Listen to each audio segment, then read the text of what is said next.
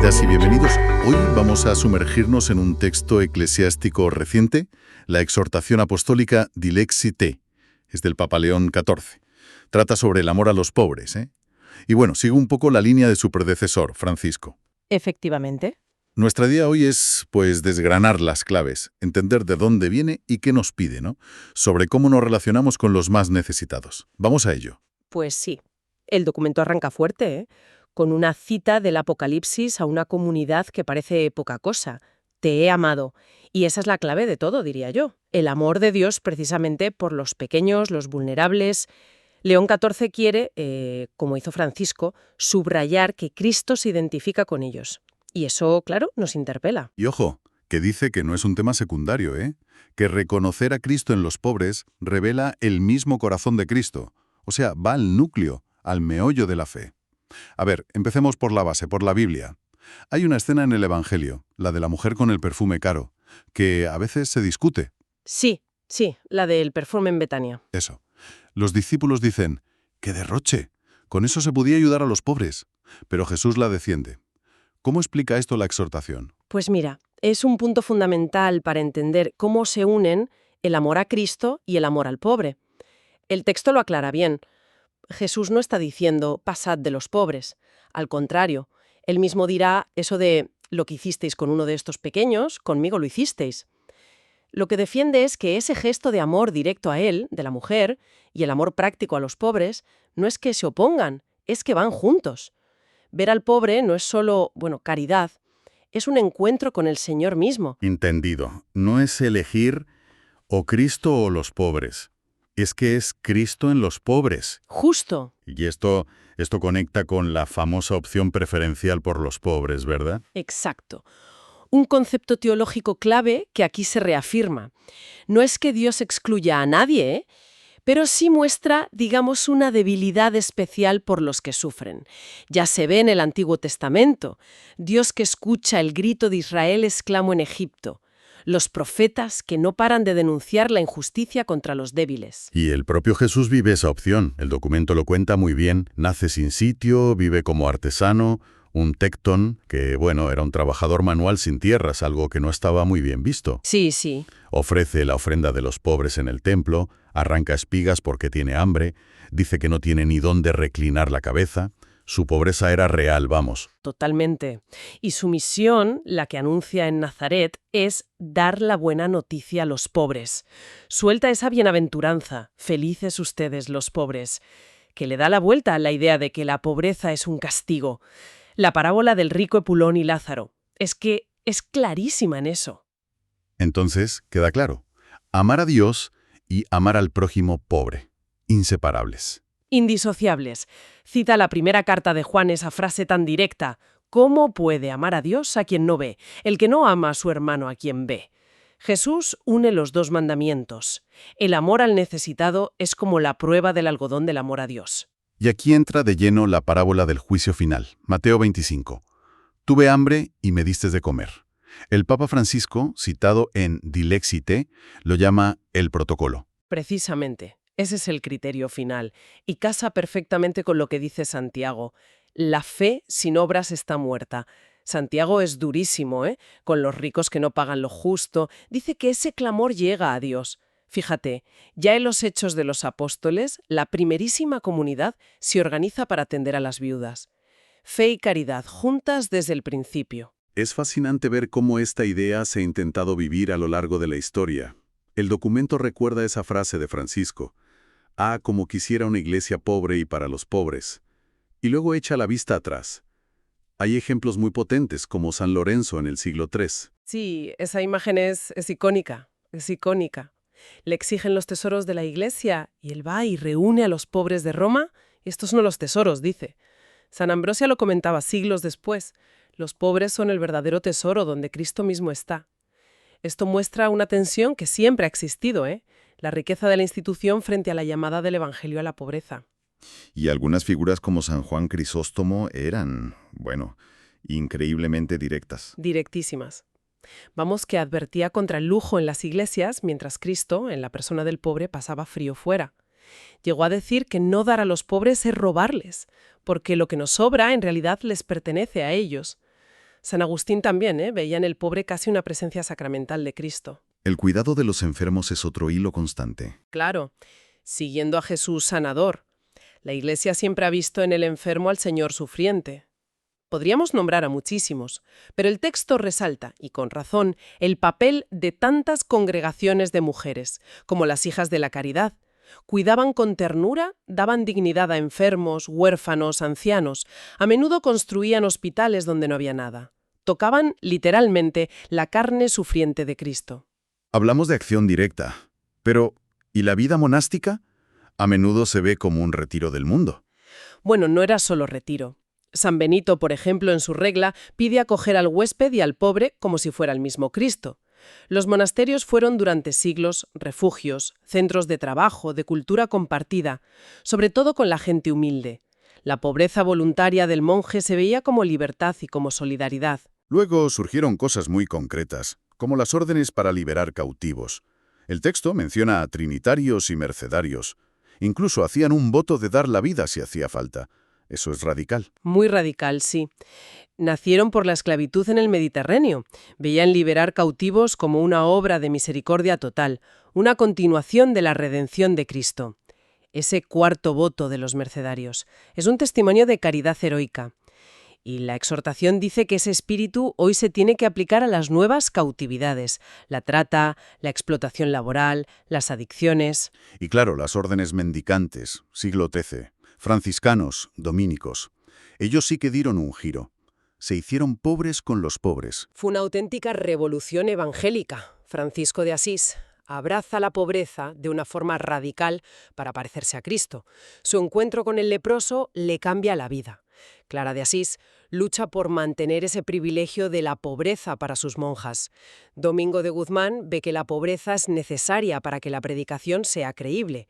Ya no se retiran, viven entre la gente, sobre todo los más sencillos. Otra forma de ayuda que destaca el documento, la educación. Sí, como una herramienta clave de liberación y de justicia.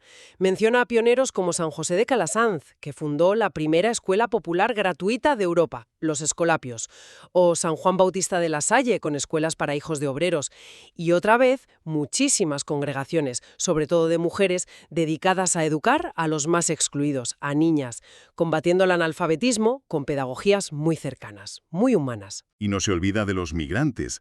Recuerda que la Biblia misma está llena de migraciones. Cita a pioneros como Scalabrini o Santa Francisca Cabrini, que se volcaron con los migrantes europeos en el siglo XIX.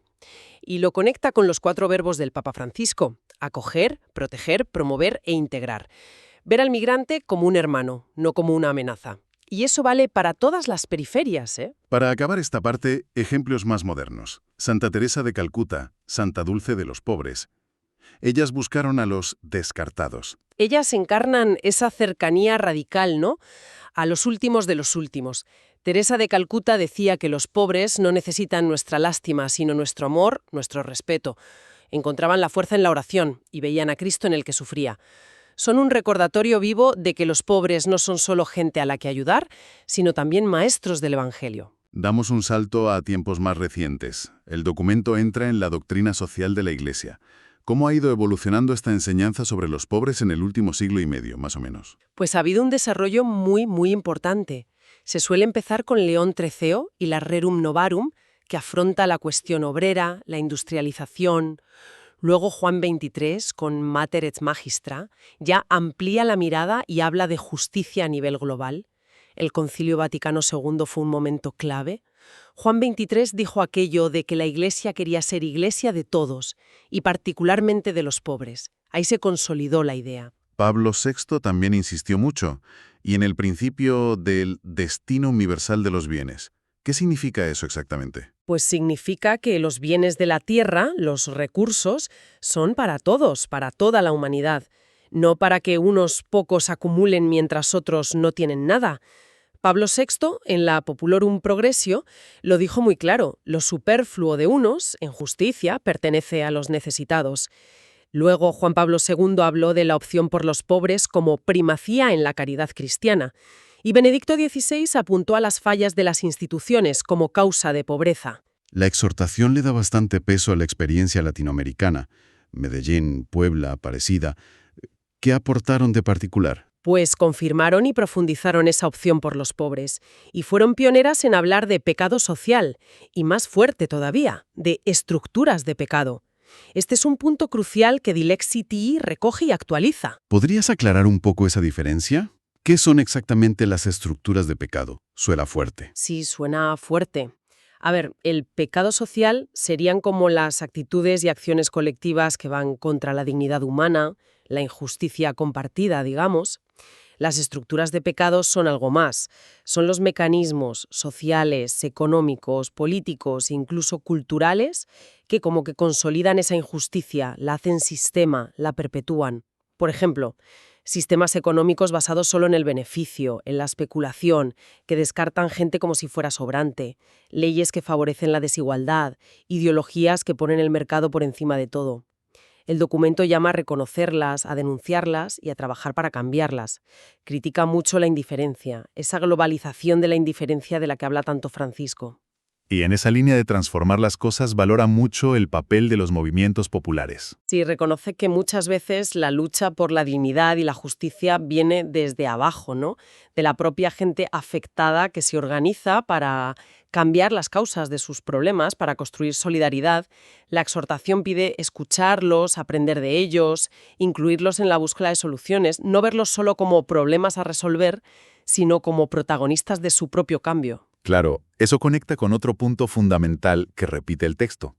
Ver a los pobres no solo como gente que recibe ayuda pasivamente, sino como sujetos. Exacto. La conferencia de Aparecida insistió mucho en esto. Los pobres tienen su propia cultura, su manera de vivir la fe, una sabiduría que nace de su experiencia, de su lucha. Tienen derecho a expresar el Evangelio desde su realidad. Y la Iglesia y la sociedad en general necesitamos dejarnos evangelizar por los pobres, escuchar su voz, valorar su resiliencia, su capacidad de solidaridad. Es un cambio de mirada importante, pasar de la compasión un poco paternalista a reconocer su dignidad y su protagonismo. Bueno, hemos hecho un recorrido intenso, ¿eh? 2 milenios de pensamiento, de experiencias. El mensaje central de Dilexite, siguiendo esa línea de Francisco, parece bastante claro. Que el amor, el cuidado de los pobres, no es un añadido, no es un extra opcional, es el corazón mismo de la fe cristiana, un camino para encontrar a Cristo. Lo hemos visto en la Biblia, en los padres, los santos, la doctrina social. Así es una llamada a sacudirnos la indiferencia, a no ser como los que pasaron de largo en la parábola del buen samaritano, ¿no?